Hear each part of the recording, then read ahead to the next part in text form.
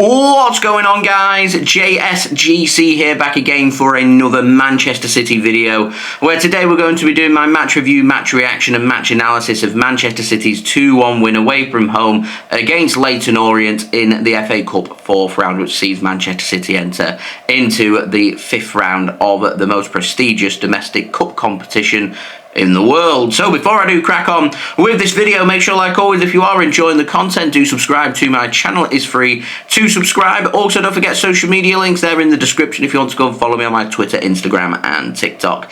Email also in the description too if you want to hit me up for any sponsorships for any videos or any general business inquiries. Don't forget to leave a thumbs up on the video. Do let me know your thoughts in the comments below. And finally, I want to say a big thank you to today's video sponsor, which is brought to you by Stocks FC. Stocks FC is a football stock market where you can buy stocks in your favourite players and earn cash rewards based on performances. Stocks FC are giving away 5 free stocks to every user that signs up this month to help get you started, and it also gives you a chance to familiarise yourself with the platform. You can scout young new prodigies and buy them early before the price potentially rises. You can also buy stocks in star players too. You can get rewards when players are named in teams of the week, month and season. You can also get in-play rewards where players get a point for every goal, assist or key pass that they make, and this will allow you to earn weekly dividend payments. Your free loan stocks are eligible for cash reward payouts for 1 month, so why not come and get involved? Check the link in the description and get your 5 free loan stocks and begin your journey with Stocks FC. And thank you to Stocks FC for sponsoring this video. So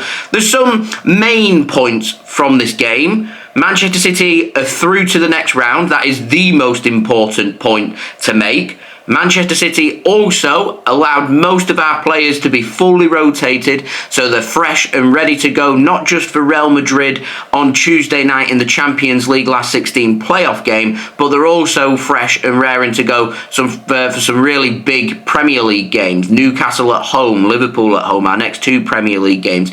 The key games sandwiched in between them. We've also got the return leg at the Bernabeu against Real Madrid. So Manchester City have had to do some rotation here and there for this game.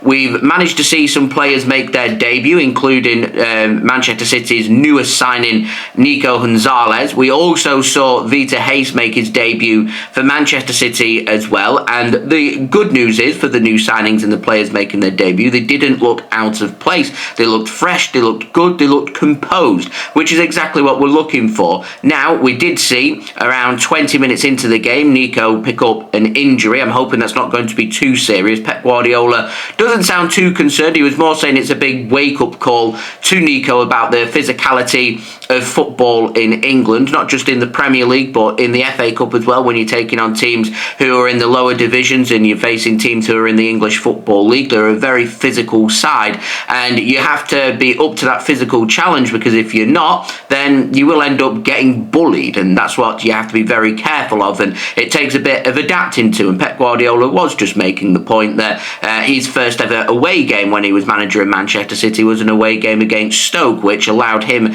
the inspiration, so to speak, to allow him to adapt his own playing style around how physical football can be in England. Now, it was real tricky conditions yesterday at Leyton Orient because it was wet. They were well up for the cup tie, and we also made life difficult for ourselves by going behind in this game. But firstly, wonderful goal. To have the audacity in such a big game against Manchester City, one of the biggest teams in England, to attempt, a 40-yard chip over the goalkeeper, and was ever so close to getting it absolutely perfect and over Stefan Ortega in goal, was desperately unlucky. It's going to go down. The history books will show an own goal for Stefan Ortega because it hits the crossbar and the ball's coming back out into play, and Ortega has to try and make the save, because if he doesn't know that that's not going into the back of the net. So he's in a position where he can't move his body, and all round I thought maybe unlucky for the goalkeeper, but sometimes you've just got to take plaudits and applaud a real good goal, and I thought it was a really good goal from Leyton Orient. They took the lead and we were making life difficult for ourselves. Now, Man City were always creating opportunities. It was always going to be a case where Leyton Orient aren't going to be used to teams having 65-70% possession and moving the ball around from centre to left, left to right, right to centre, etc, etc. There was always going to be a case where they're not used to going up against such a calibre of team, so by the time you get into the second second half, there's going to be a lot of tired legs, and in a team in League One, they're not going to have the depth that Premier League teams have because they don't have access to the money. So it was always just going to be a case where City needed to persevere, and when the opportunities come about, make sure that we're clinical. We weren't that clinical in this game, and that to me is one of the big lessons that needs to be learned going forward into these big games, including against Real Madrid. When the opportunity is there,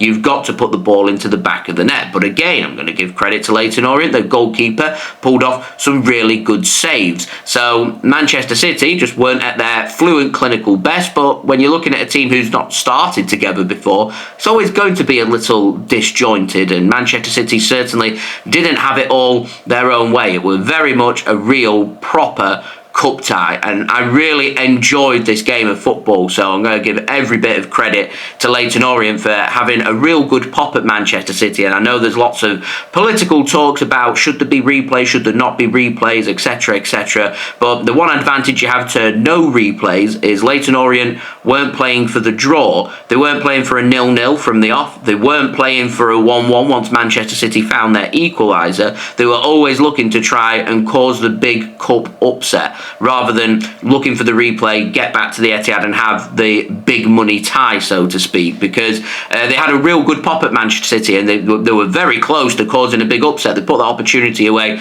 right at the end of the game. If Leyton Orient had been clinical, then this game could have been going to extra time, could have gone to penalties, and Manchester City could well have gone out of this game. So there's definitely lessons to be learned. Definitely wasn't a brilliant game of football from Manchester City, but what it was a really good cup tie, a physical cup tie, lots of lessons to be learned, and a good footballing lesson for a lot of players on that pitch that's allowed Man City to have some rotation and go through as well. Now, before I do speak about the Manchester City goals, I do want to speak more about today's video sponsor, Stocks FC.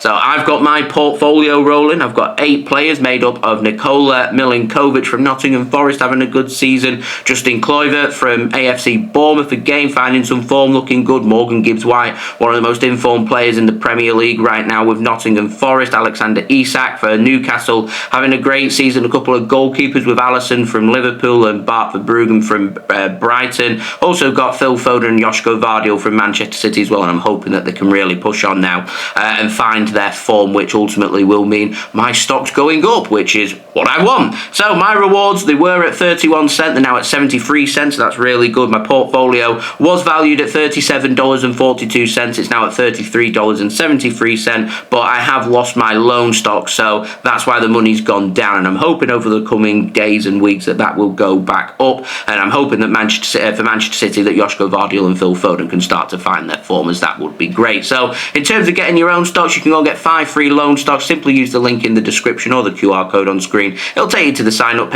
page where it's free to sign up, and you can get your 5 free loan stocks. It'll help get you started, so do enjoy that. Links and details there in the description. Remember, it is all free for you guys to go and check out. So Manchester City, we had to wait until the second half of Manchester City to start to find their form and look a little better. Now Rico Lewis had a shot, took a heavy deflection, so we did see Abdukodir Khusanov get his first ever goal for Manchester City, the first ever Uzbekistan goal scorer for Manchester City, and people can feel free to correct me if I'm wrong, but I think it's the first ever Uzbekistan football player to score in the FA Cup as well. So brilliant for Khusanov.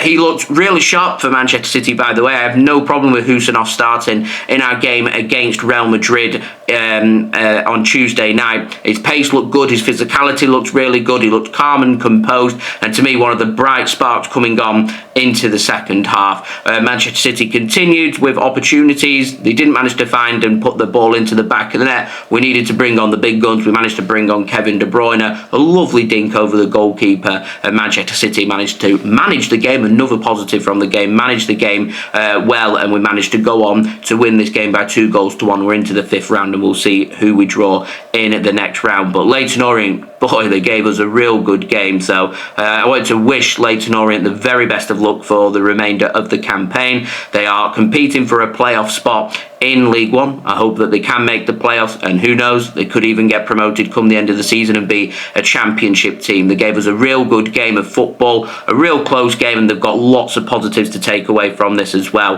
And I watch Manchester City week in, week out. There's lots of teams, even in the Premier League, that don't have a pop and cause Manchester City as much of a problem problem as what Leyton Orient did, and I thought it was a great touch from the City players at the end, making sure that they went into the dressing room of the Leyton Orient players and got to meet them and have a good chat with them and have a word with them. Outside of the ground, the City players and coaches were meeting with the fans, signing the autographs. It's a really good experience, this, for not just Leyton Orient but for Manchester City as well. And Richie, Wellens, manager of Leyton Orient, said he had a good chit chat with Pep Guardiola as well, bigging up his praises. It was all very friendly, and what I would like to see, I'd like to see these relations be improved. I'd like to see, it's not going to happen, but I'd like to see it, that in pre-season, if Manchester City have a pre-season, because we're in the Club World Cup in the summer, arrange a pre-season friendly, go and play Leyton Orient again away from home for us, get another sellout crowd in there. The relations have been improved. They're a good club